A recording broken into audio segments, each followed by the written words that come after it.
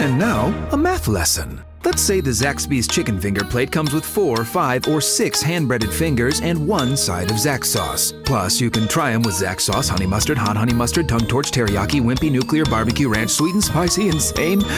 How many possible combinations does that make? Carry the 2 with the remainder... a lot. Zaxby's chicken finger plate. The sauceabilities are endless. From Tally to Cali, It's time to wake up. Wake up! Wake up! Warchant.com is your ultimate Seminole sports source. And this is Wake Up Warchant, presented by Zaxby's Now here's Warchant.com's Aslan Hajavandi. and Corey Clark.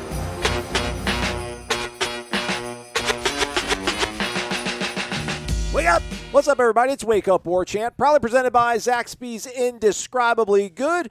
Warchant 30, that is the promo code to use. It'll get you 30 free days of access to the ultimate Seminole sports source. Listening to us on YouTube, cool. Hit the thumbs up. We would appreciate it. Those of you on your Apple devices, you know what to do. Subscribe, unsubscribe, resubscribe, rate, and review. Tell a friend. Right, Corey? Let the people know. Word of mouth. That's how we operate. If you have friends, which I assume if you're cool enough to be listening to this show, you have a load of friends. And if you do, yeah, tell them. Just tell 2 of them. They'll like it, I promise. I mean, think about it, Aslan. You saw Gator Kirk emailed us. We're about the cat letting the cat out of the bag and how I was mostly right about that and where that came from. You learn stuff other than just hearing 2 guys talk about Florida State sports, mainly football. You get to learn life lessons. That's what we're here. That's what we're here to do, man. We're here to make everybody a little bit better, 1% better. Right. Although Gator Kirk also did say the whole 1% thing, we're probably interpreting it wrong. But that's part of his Renegade Express question that we'll get to here later on in the program. We did speak to Coach Mike Norvell on Wednesday and some defensive players, Hamza, and who else did we get? Emmett? Yes. J-Rob? And J-Rob, yeah, the three seniors. Yeah, so maybe we'll mention what they said later on the program when we get to Renegade Express to talk about football. But, hey, this ranked basketball team just took down a blue blood in overtime. 10th. Figure it out, Aslan. 10th straight overtime victory for this program. They're one shy of tying the Division I record. I think Kentucky and either Kansas State or Kansas has 11. But 69-67 Florida State defeats Indiana. Freshman phenom Scottie Barnes goes end-to-end, knocks down a runner with less than 2 seconds left to give Florida State the victory. Pretty, not a pretty game the entire way, but obviously the results you want. Man, Florida State came out looking so good the first 2 minutes. I was like, come on, just go ahead and crown them. But it was a scratch and claw affair. That Trace Jackson Davis kid is really good at basketball, Corey. Yeesh. Ooh. Man, nobody goes for 25 and 17 against Florida State. Yeah. That's crazy, man. Yeah. And he could add more. I mean, that was just, that was nuts how good he is. And he was good last year as a freshman, but apparently he put up. He's clearly better. Yeah, he put big points up against Florida. I think 15 against Florida State last year in Bloomington. Yeah, but like 15 and 11 against that team as a freshman. Shot 11 free throws, I think, or 14 free throws, something like that. But yeah, man, he gets to the line. They don't have anybody on their roster that can stay in front of him or check him. But you know what? You don't need one anymore. It's over. You played them and you beat them. What do you take away from the win, Corey? Look, I think MJ Walker is that guy. He's going to be the guy that's going to be the I even asked Leonard about it, the last 2 years he's had senior leaders in Terrence Mann and Trent Forrest, and now I think MJ Walker will be that guy. He's a little bit better scorer than those guys are, and maybe not as good as the other, not maybe. He's not as good at the other things like rebounding and passing that those guys were, but I think his presence is going to be that stabilizing force, and he's the guy I think that we know now can go get you a bucket if you need it.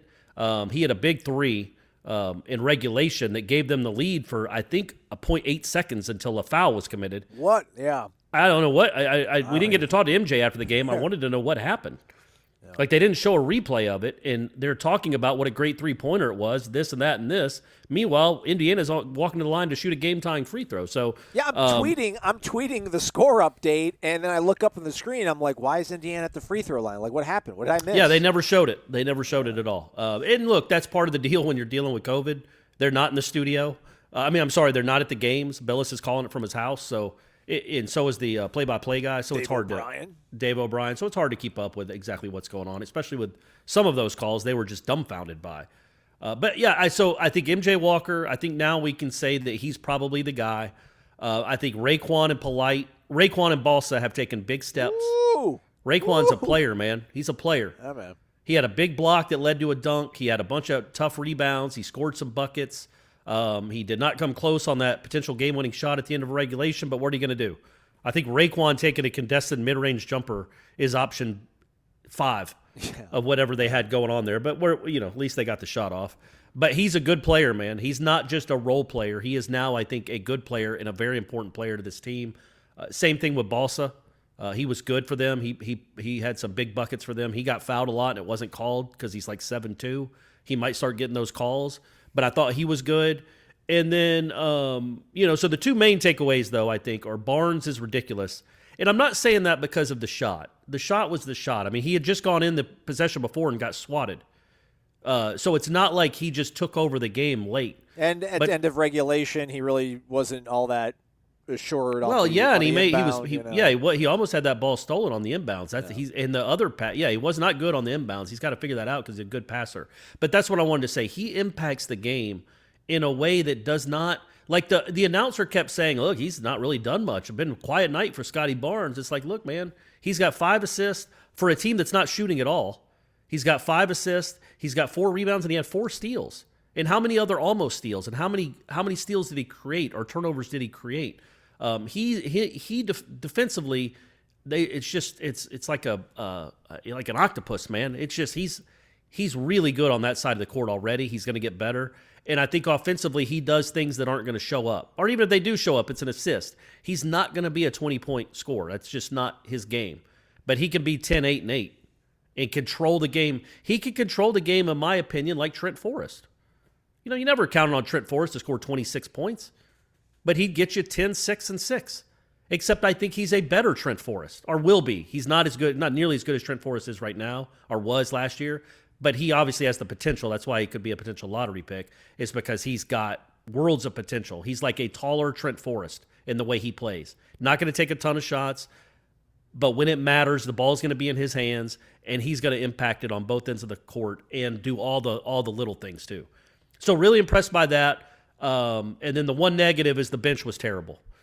Malik Osborne had a couple of nice moments there towards the end of the second half. But Wyatt Wilkes, I don't know what game he was playing, but it didn't look like basketball. There was some bizarre stuff. Like, I don't know if he got credit for that air ball that Balsa caught and shot in, and Jay Billis was like, that's a great jump pass. I'm like, dude, I think he might have just shot that and airballed it a foot to the left. Like, maybe not. But also he had the terrible turnover in the second half that got Balsa his 4th foul, where he just lobbed it up to the basket and nobody was there, just haphazardly, and isn't making his shots right now, and is taking bad contested shots. So he's got to be better. Raekwon Evans has to be better. Malik Osborne has to be better. And then I think they're going to have to slowly get Calhoun. Not even slowly. Calhoun needs to be more of a factor. They don't need to be playing MJ 41 minutes this early or just period. But anyway, overall, man, that's a good win because they did not shoot the ball well. I didn't think they got a good whistle from the refs, and they played. I don't know, the next Shaquille O'Neal, like that. They played the best player in America. Like, that kid's incredible. And I know he's not Shaq, guys. He's 6'8.5", not 7'2", but that's the Shaq stat line, except for all the made free throws. That kid's incredible, and you did not play well. You didn't get a great whistle. You didn't shoot well from the free throw line at all. And yet you still managed to win a game. That's a good sign, man. So it's good teams do. They win when they don't play well. Also, that was the 5th game on the season for Indiana. Yeah. I think that's something you really can't discount. Florida State obviously trying to figure out their rotations and what they want to be and how they want to play. And, Indiana's already had plenty of time to figure that stuff out. Yeah, great win. But you see, I think you see who he counts on.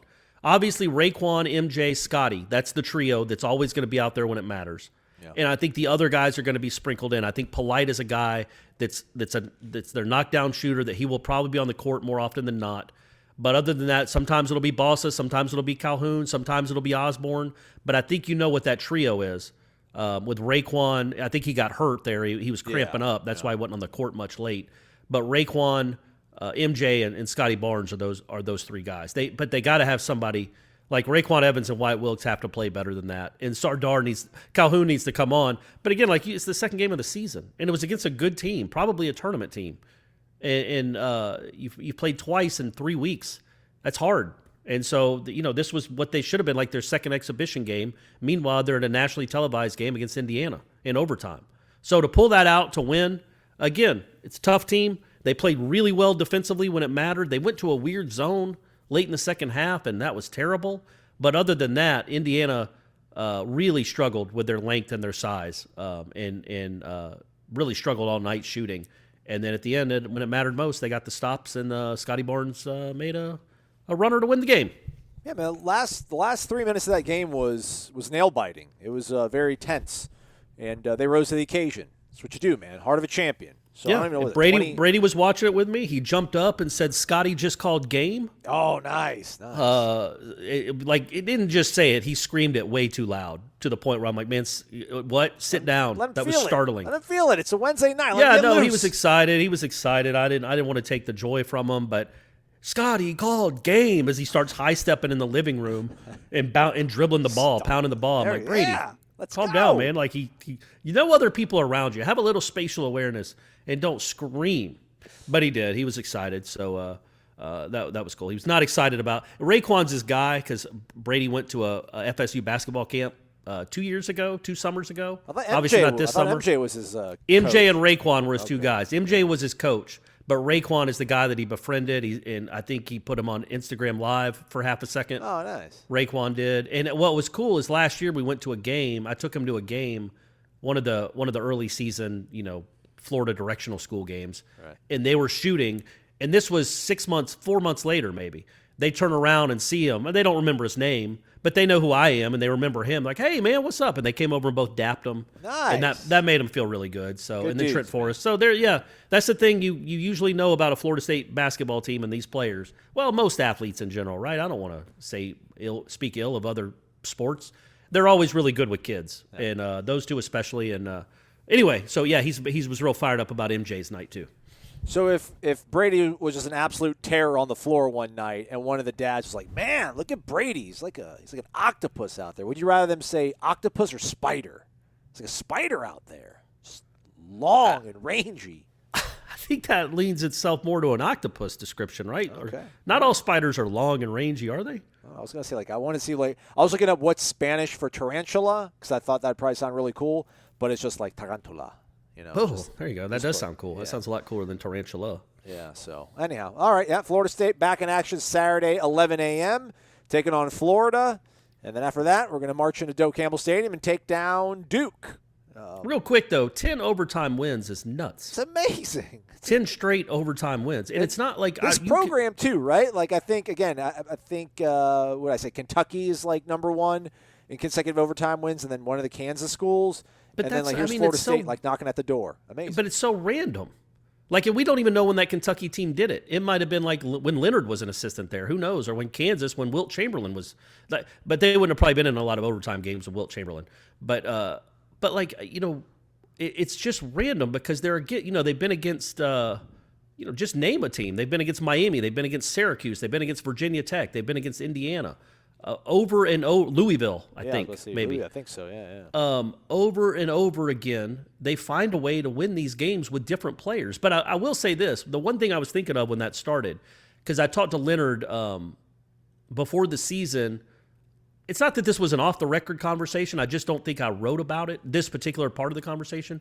We were talking about Trent and whether he'd get drafted and be in the NBA and what he meant to the program. And he's like, look, we've won, whatever he said, we've won 9 straight overtime games. Think about those games and who was who had the biggest hand in all those games.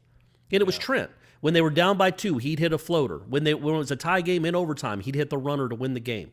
He always made the play late in the paint, typically, to send them to overtime to win the game. He was involved in it somehow.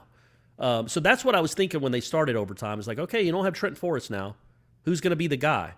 And then Scottie Barnes, when they're down by 3, steps up and hits a 3, the first one of his career, just flushed it too. Yeah. That was pure, which was a huge shot. And then obviously hits the game winner. And the defense the reason they play so well in overtime is, number one, it's hard to play against that defense for like 11 minutes, much less 45. So those last 5 minutes, it's hard, man. It's just hard. They're long. They're everywhere. They're contesting every shot. They're getting most rebounds. They're deflecting so many things. It just wears on you for a team that's already tired. But yeah, so they play well defensively, and then they had Trent Forrest or maybe a Terrence Mann finding a way to make a play when it mattered in overtime. But this time it was the freshman. So you got to think that'll do wonders for his confidence. That three-pointer, I think, even as much as the runner to win it, that three-pointer was a huge shot. Yeah. Just like, I'm going to go ahead and let it fly. Knocked it down. Yeah. What I got to lose? Yeah, right. So it was funny afterwards, too. We did get Scottie Barnes after the game. For the first time we've gotten to talk to him. A nice enough kid. Seemed nice. Seemed interested in actually answering questions. That was cool. Yeah. But, yeah, he was like, man, I was just happy we got to play. Like, and you think about that. Like, yeah, they've only played twice. They had the least amount of games of any ACC team. But, I think North Carolina's played 5 already before Florida State even played their second game. And he just wants to play games. Like, that's what so I wonder and I asked him if he felt pressure. Because, like, in high school, well, he was never in an overtime game last year. They beat the number 2 team in the country by 35 points. So, there was nothing that was even close. So for him to be in an overtime game, I'm sure it was fun for him. And it's just fun that they're playing basketball, I think, as long as it lasts, however long it lasts. I know Billis and Krzyzewski want to shut it down because they lost to Illinois on Tuesday night. Duke did. But as long as it lasts, man, I think he's going to enjoy the moment, knowing that, he's got 3 more months until he's a millionaire.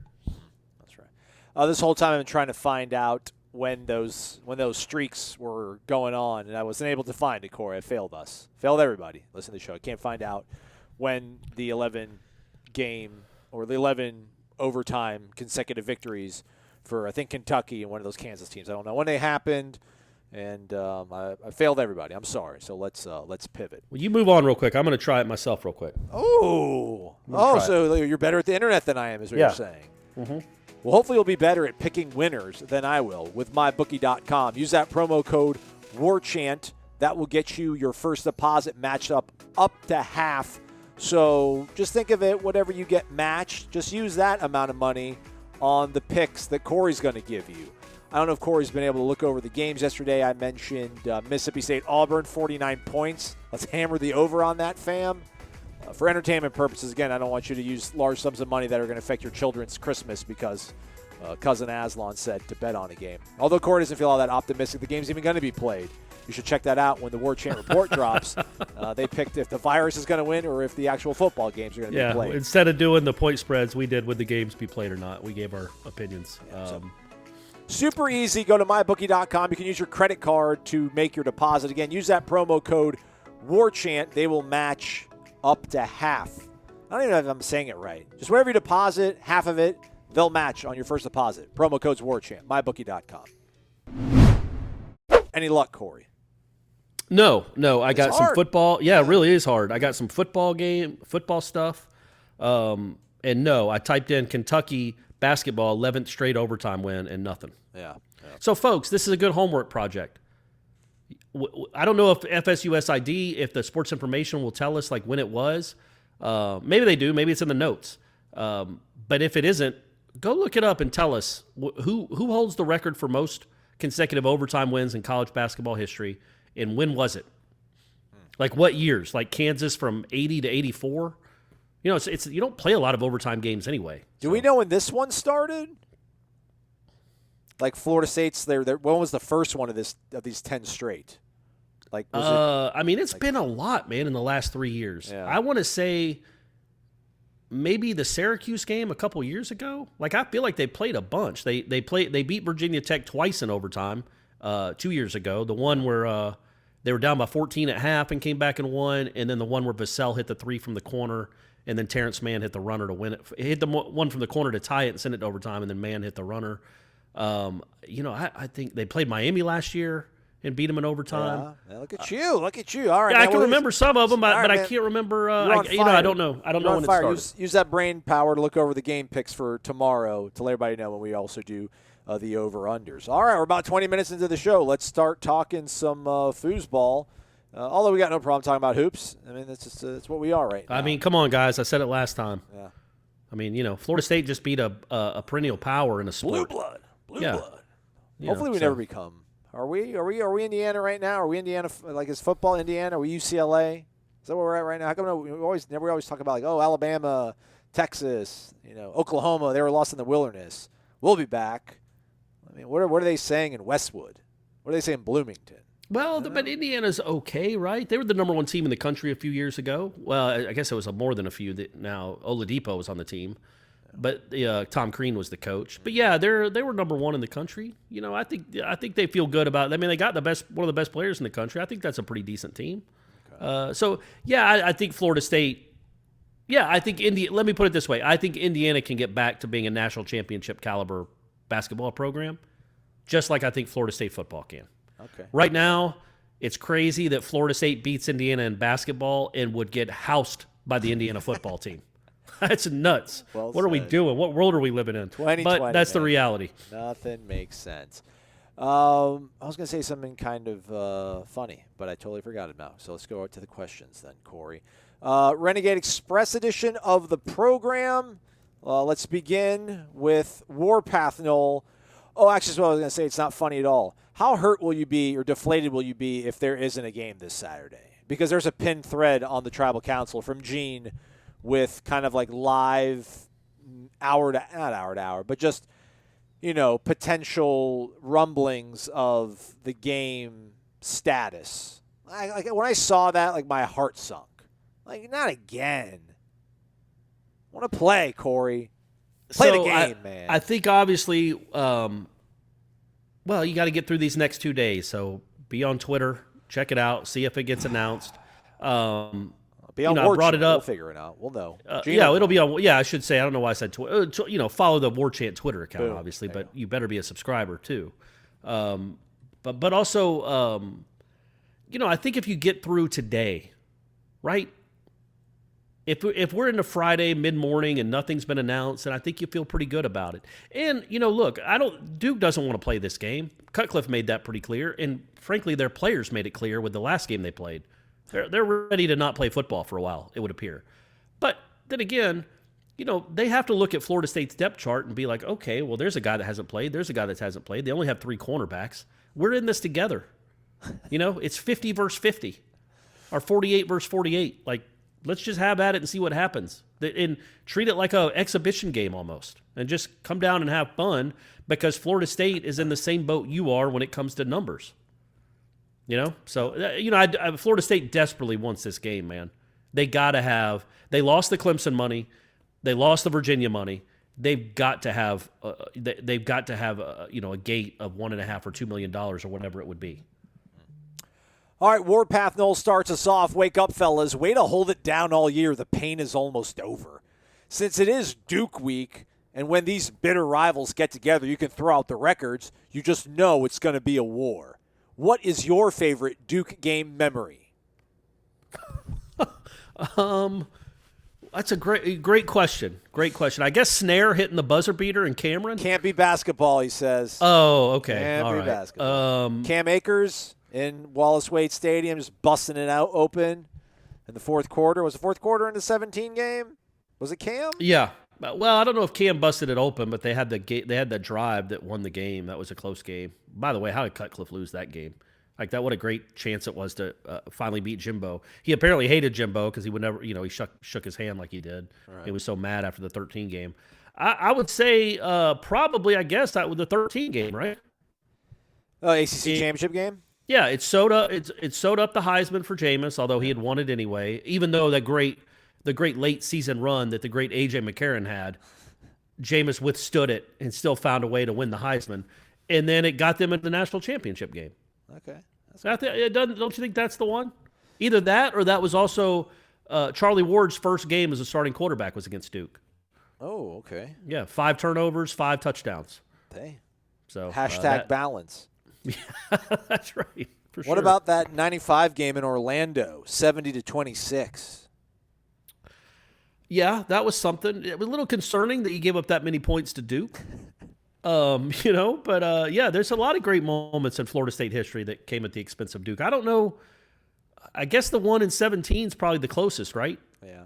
I just remember 2002. That was my first year at Florida State, and like I handled getting tickets for everybody. I got student tickets, and Duke, I think, was Parents Weekend, and like we all went to the games together. Like I had block seating, we all sat together, and nobody went to the Duke game. I was the only one that went to the Duke game, and I sat at the Duke game, not by myself. I was in the student seating, so I just blended in with a whole bunch of other drunk people.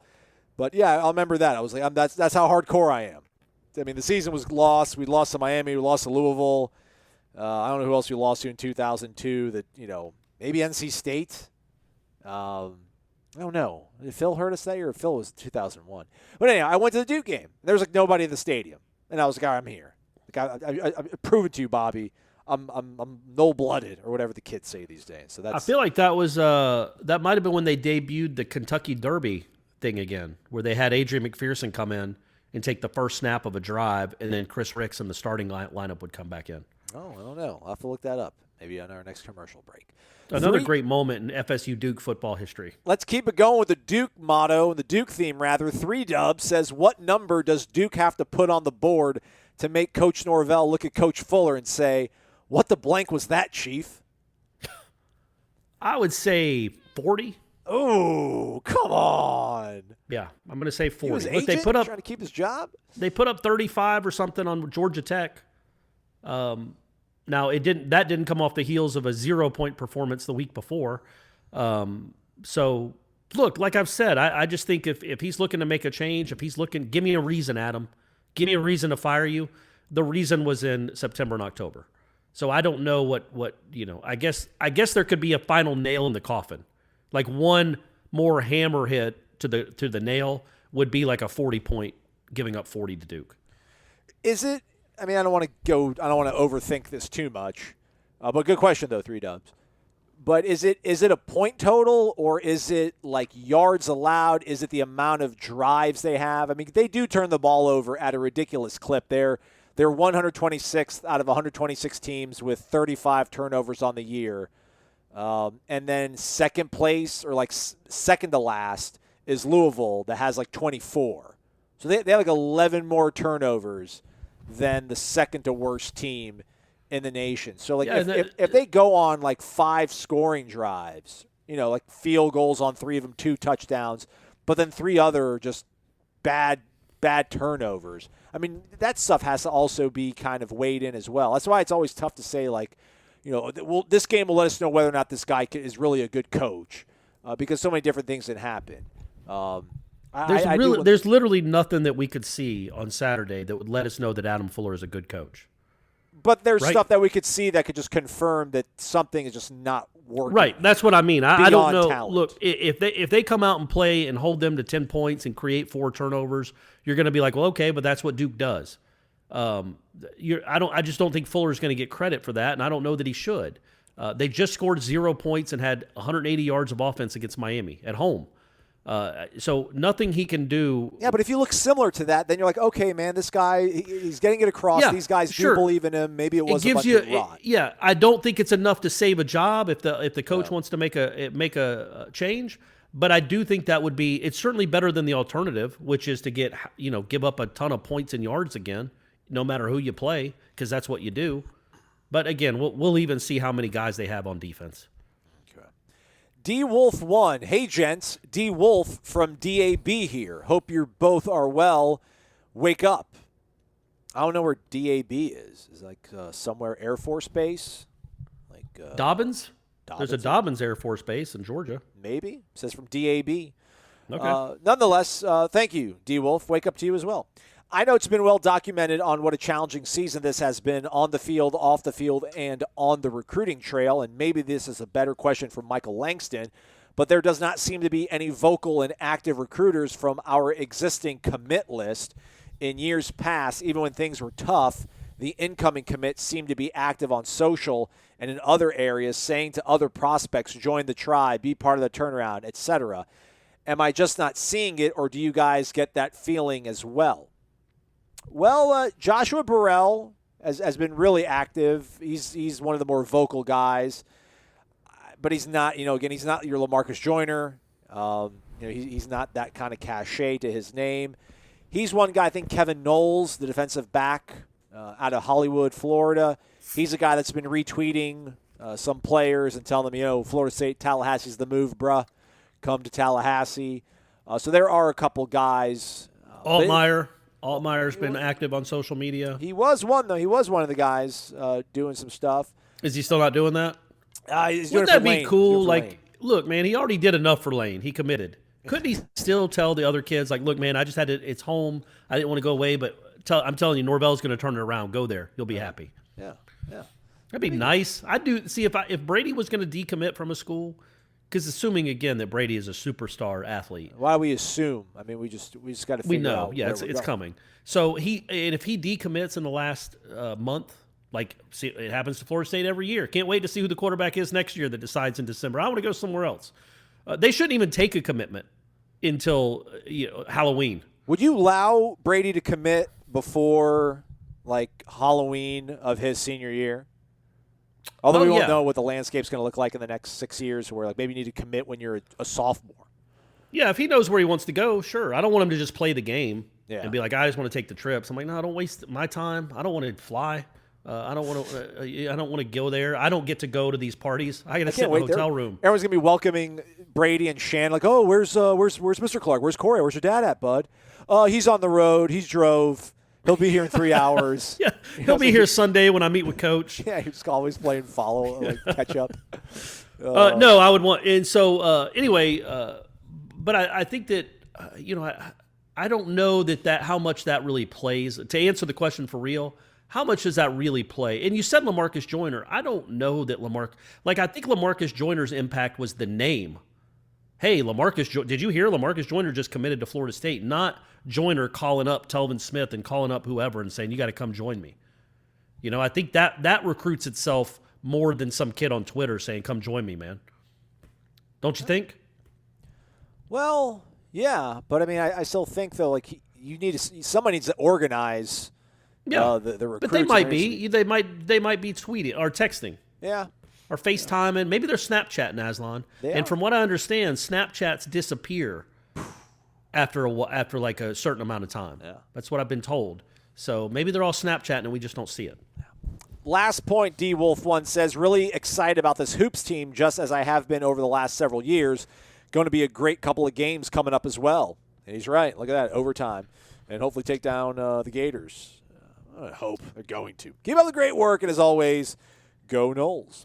Here we go. Gator 188, also known as Gator Kirk. Bold lettering, all caps, wake up, and then even larger lettering in garnet-colored font. Let's go. It's game week. Corey brought up 1% better the other day on the podcast. If you start at 1%, it would take 100 days to get to 100%. Not how it really works, though. For example, if your baseline is 50%, then 1% better would get you to 50.5%. What happens next depends on interpretation. Do you get 1% better on the total or 1% better on the improvement from the day before, the 0.5%? If it is the latter, then theoretically, you would never reach 100%. Just some food for thought. Regardless, this is why you keep climbing each day. I think if it was 1% of the initial addition, like if it was 1% of the 0.5%, then I don't even think you'd ever get to 55%, would you? Like, you know what I mean? Like if my head it's, hurts already, man. So if you go to 50.5 and you're 1% of that, then you're like to, I don't know, what is that, 50.65? And then you're 1% of that, it's 50. I've lost it. My eyes just crossed. Okay. But it's also like there's this thing we were taught in, I don't know if it was physics class or some sort of science class. Like if you keep going the halfway distance to something, like if you go halfway to your kitchen, if you go halfway to your refrigerator right now, right, and then go halfway again and halfway again, you will never get there. It's right? Like a penalty on the 1 yard line, just half the distance, right? Yeah. 15-yard penalty, half the distance to the goal line. Yeah, like you're never going to get into the goal line. You're just going to keep. Eventually, you're just going to stop moving at all. Yeah. So I feel like it's 1% of the total. Okay. But even still, I don't know if that's the case. You're never going to get to 100%. It's impossible. It's a Ponzi scheme, man. It's all part of it, Corey. I'm starting to think it's just words. You know what I mean? Like, I just think it's words that you can't really you can't quantify with a number. That's just what like, there's a chance Jordan Travis got 3.5% better today. We don't know. Or yesterday in practice. We don't know. You know, he only thinks he got 1% better. It might have been 4.2% better. You can't quantify it, guys, is all I'm saying. But they all need to get better. We do agree with that. Yeah. Eagle_Bear. Wake up! With the Duke game coming right before the early signing day, how important is it to show improvement in how we play? We won't pull any recruits in with a solid win over Duke, but a bad performance may lose one that is on the fence and deciding between FSU and another school. I agree with all that. Yeah. They have. You're not going to gain a lot with a win, but you can lose. I mean, it's not going to be the end of the world if you lose to Duke, but good gosh, you have no momentum. I don't know what the sort of good vibe is that you're going to do on a phone call, a Zoom call on a Sunday after you've lost to Duke after 3 weeks of ducking teams. Now, I'm not saying they were, but that's narrative in some corners of this country that don't have an allegiance to Florida State. One corner of one state thinks that. It would not be great if there are kids that are on the fence, and I don't know. I mean, what are we? We're 4 days away. Well, by the time they play that game, they'll be 4 days away from signing day, right? Yeah, Wednesday. So you wouldn't think that it would cut. Like, a kid should have already made up his mind. I don't know that he'd be like, let me see how they handle this Cutcliffe, and then if they play well, I mean, look, if you know what you're getting with Florida State, this win won't change. A win wouldn't change much. I don't think a loss would either, because I think the kids you're on the fence with, who are they choosing between? Florida State and who? South Carolina. Not Florida State and Alabama. Yeah. So you either believe in this coach and understand what this year is, or you don't. But I don't know that much changes. That said, I'm not saying it doesn't matter, because I think it really does matter for the players that are on the team currently to feel good about themselves and to see a sign of improvement and to believe in this coaching staff. I think a lot of them do, but, man, it would be nice to see after a month off. I know they're limited, but to see an inspired performance and to think, okay, there's a sign there that's a good sign, that's a harbinger of things to come. This guy does know what he's doing. For the player's sake and for the fans' sake.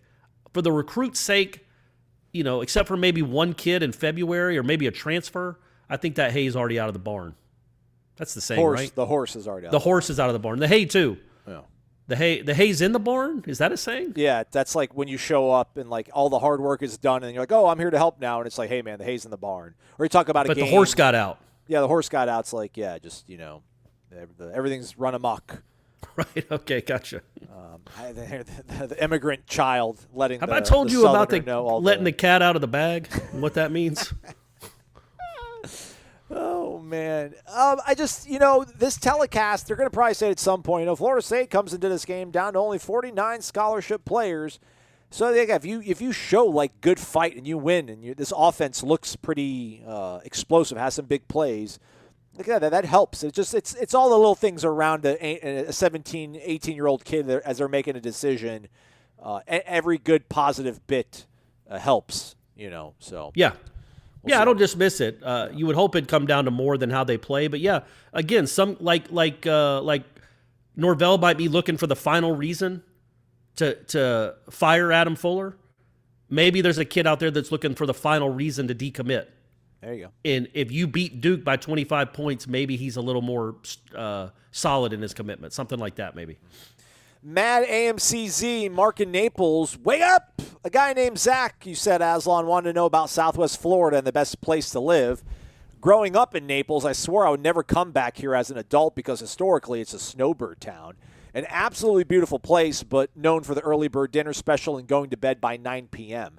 After high school, I lived in New Orleans, Tallahassee, and Atlanta, which were all more exciting for sure as a young gentleman. But as I got older, I realized Naples is an awesome place to live. Can't beat the weather, and if you love golf, boating, fishing, come on down. And I don't know Zach's age or dating situation, but there are a lot more younger people than 20 years ago. Or, if he likes cougars, there's plenty around. Only downside is that it's a 6-hour drive to Tallahassee for games, but I'll be making the trip for the spring game and the Wake Up Warchant barbecue appreciation, where we'll be celebrating wins over Duke and Wake. Appreciate you, Corey and Aslan, especially during these times where exciting FSU football news is hard to come by, but we'll cherish these times in a few years when FSU once again owns the ACC and its rivals. I feel like the beauty of that barbecue is we can still do it even if we don't have if the vaccine's hasn't been widely distributed yet, because we'll be outside, right? Yeah. And we're not going to be all up in each other's faces. And obviously we already got our pit master. Yeah. Chris from Perry, Georgia. Chris is cooking, obviously, so we'll provide what to cook. Obviously, a fried turkey. That goes without saying. That's what my man wants to cook. So he'll be on the grill, and then we're just going to be having fun, talking sports. Excited to watch Mackenzie Milton's debut. That's right. In the Garnet and Gold game. Loser leaves town match. Mackenzie's on the Garnet team. Jordan Travis on the Gold team. Man, how about if they did that for real? Like that would make it eminently more watchable and interesting, right? Yeah. Maybe like not whoever's loser team leaves town, wins. but winner gets started. Winner's the starter. Yeah, winner starts against Notre Dame. Yeah. Right, And then they'd both be trying to lose. Right, just throwing it left-handed. Like, I saw Alex Hornibrook do this. Travis awesome. he's punting it on second down. Thanks. Appreciate it, Mark. Zach, hopefully you're listening to this. And Zach, if you are listening to this, go find the thread and hit the like button on Mark's post. It's Matt AMCZ. It almost looks like Adam. Sorry, Mark. Hit the like button for him, Zach. All right, Will Knoll D56, wake up. Greetings from Vero Beach, home of Brian Stork and Chauncey Stovall. I'm headed back to Tallahassee this weekend since my Virginia tickets were replaced with Duke. As bad as this year was, when the offense is moving the ball, the defense all of a sudden doesn't suck as bad. Unfortunately, the same is true if the offense goes 3 and out, the defense goes 3 and TD. What needs to happen to reduce the volatility of this team? Jordan Travis being healthy, right? Yeah, but I just, when you're not a good team, I mean, if you want to use the word volatile, you can. There's a lot of volatility. And you give up a lot of there's not a lot of consistency. That's something they don't have a ton of, and won't. Probably deep into next year, maybe they start to turn the corner. But yeah, I don't. I just think it's you give them. It's going to take time. This is what bad teams look like. They have stretches where every team, even the worst team in the country, has stretches where it plays pretty good football. But over the course of a game, it's going to devolve into chaos sometimes, and most times. And it devolves, and that's what's happened to Florida State way too many times. I still can't get over the Louisville game. Yeah, it's crazy. Just can't get over it. Yeah. Well, because you mentioned that, right? Did you say Louisville has the second most turnovers in the country? Yes. Did they turn it over against Florida State? I don't remember a turnover. I don't. Well, the safety doesn't count. No. We turned it over, and that's how we got the safety. Yeah. So you can't just count because you're playing Duke and who turns it over. You can't just say, okay, well, can't wait to get these 3 takeaways. You still have to earn them. By the way, how about my man J-Rob on Wednesday? He said that on one practice they had 15 takeaways. The defense did. Stop. That's really? what he said. Yeah, he said he's like, we've been working on that a lot the past week because they turned the ball over a lot. And he goes, one practice, I swear the number was 15. Now, he's playing this, a lot of that's the scout team. Yeah. But 15 takeaways. Good night. Let's go. Yeah, there you go. They're just ball hawks. They're flying everywhere. Now that they got Marvin and Durden and Asante off the field, these guys can finally start making some plays. Looks like Louisville did lose a fumble. But it says that Ja'Kai Douglas recovered one. I don't recall that. It might have been the punt. I think it was the punt. Yeah, that was the punt. There you go. So they did get one. They did get one. There you go. Big one too. But yeah, it's back to the kind of boring stuff to get your consistency. Just if they can win first and second down, they'll be okay. They just can't get into obvious passing situations. And I think if Jordan's healthy, Jordan knows how to make the right reads when they do read option stuff. On RPO stuff, he's not afraid to check out of a pass and go to a run. So if they can win on first and second down, which I think they shouldn't have that big of a problem. I mean, this offensive line should be pretty healthy. Hopefully Dante Lucas has a new lease on Florida State living life. And, Yeah, then as the offense moves the ball, that will take a lot of relief off the defense. And I don't know, let's go back to what you were talking about, Corey, when we were previewing the Clemson-Virginia game. Get the ball across the 50 on a kickoff. Give yourself some short fields, right? I want no false starts. I don't think Duke will be kicking it off quite as much as Clemson would have, but I don't want any false starts, and I want a kickoff return past the 50. Those are some things I'm looking for. Okay. Mucknell, at a glance, it appears that FSU signed 24 high school and junior college players in 2020 and also brought in 8 transfers for a total of 32 new scholarship players for this season. They also put former walk-on players Deontay Sheffield and Wyatt Rector on scholarship this year, and I'm not sure how they are, quote, counted towards any new scholarship players.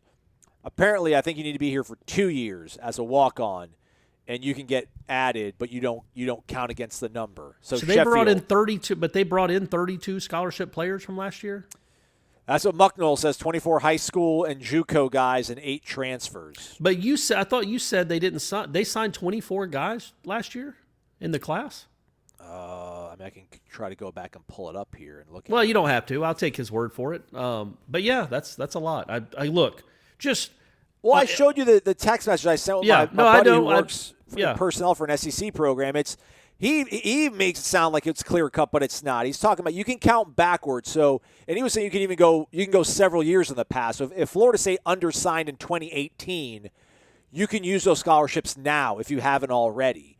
But then he talks about there's kind of like a rolling average. So like Florida State, they know their number. And I don't know if it's like improper or rude for me to ask Mike Norvell that next time we speak. No, it's not actually. It just do it. I'll ask him. I don't care. I'll make a cameo, and I'll just be like, what? How many people? What's the rules for transfers, for grad transfers, or just transfers in general? How many people can you bring in? Is there a limit? Is there a cap? How many kids are you looking to sign high school wise, and how many transfers does that leave you room for?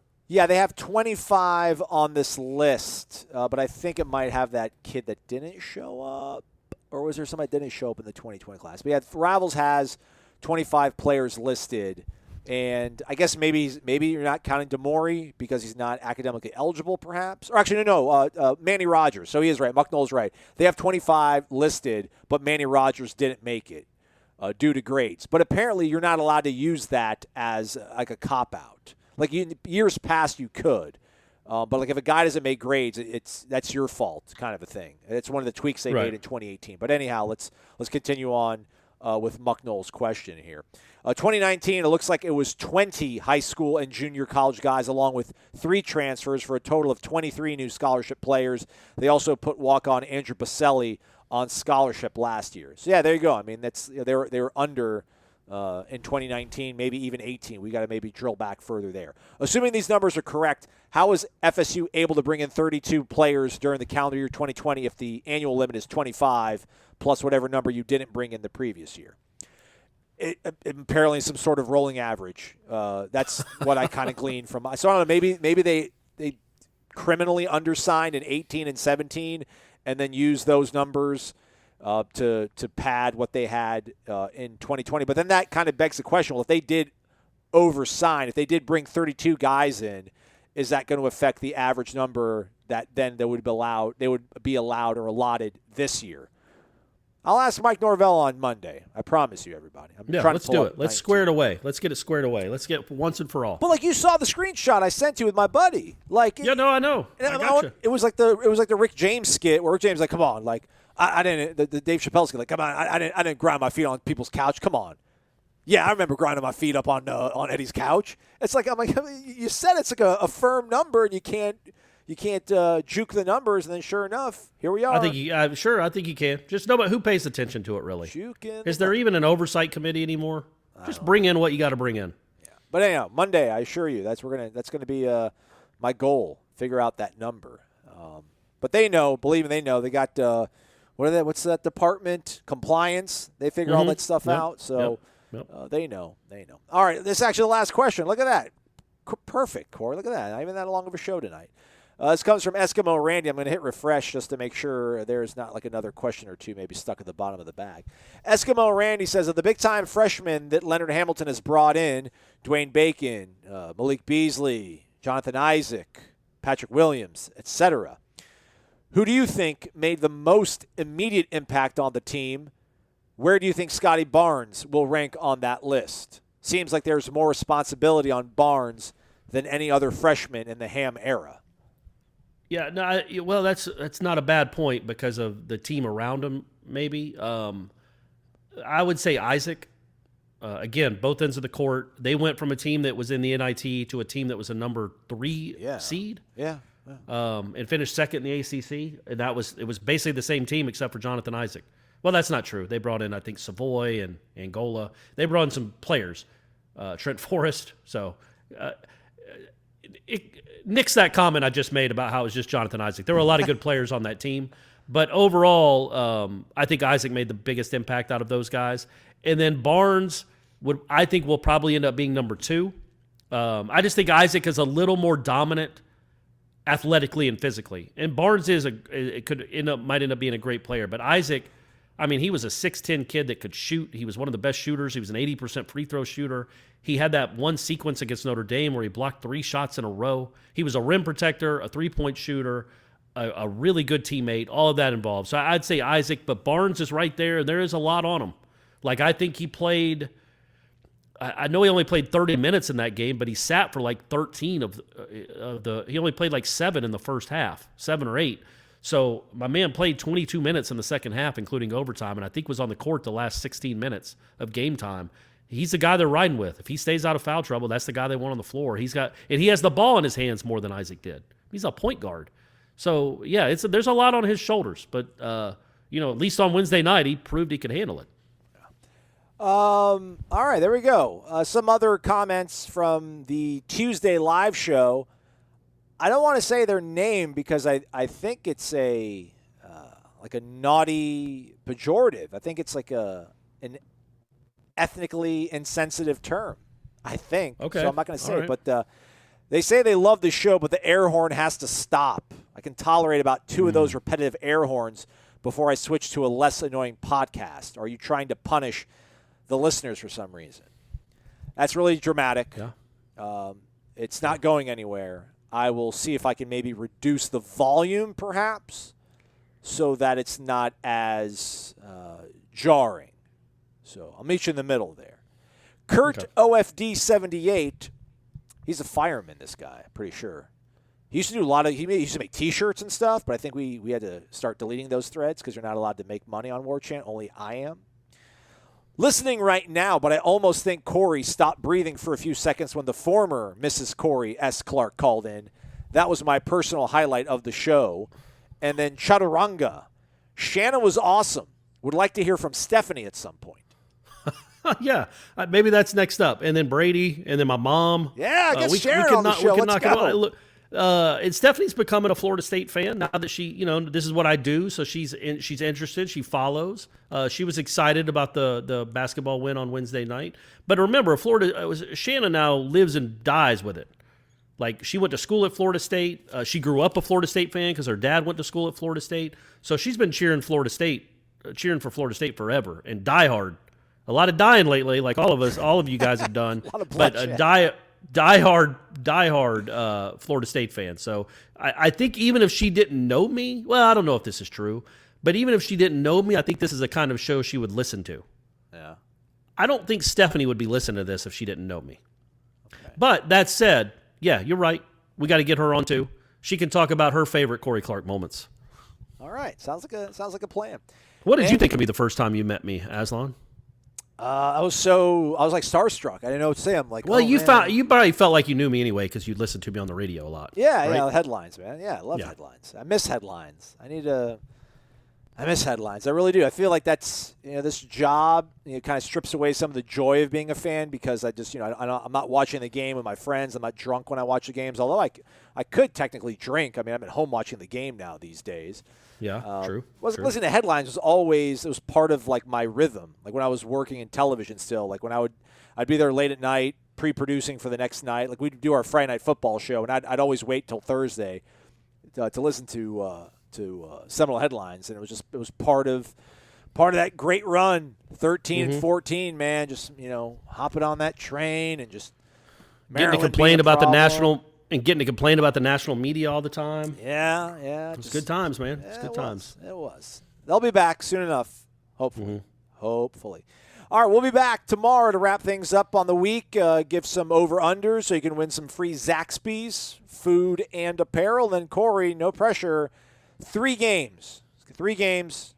Let the people know. Florida State can count as one, 4.5-point favorite. I like that one. I think that'd probably be a pretty good one to put, but I'm not going to tell you what to do. Just trying to be a friend and offer some suggestions.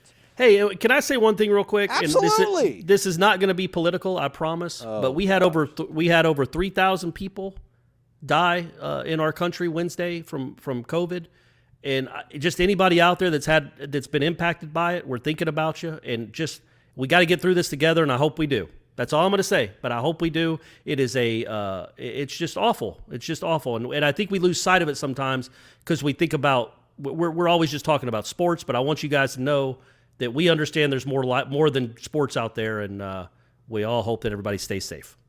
And please don't lose to Duke, Mike Norvell. Don't do that. That would suck. Absolutely. That would suck. We'll be back tomorrow. Thanks for listening, everybody. He's Corey Amazon. It's Wake Up Warchant, presented by Zaxby's Indescribably Good.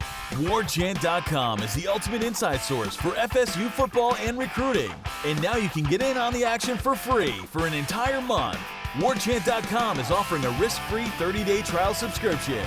Get full access to the #1 website covering the Seminoles just by entering the promo code WARCHANT30.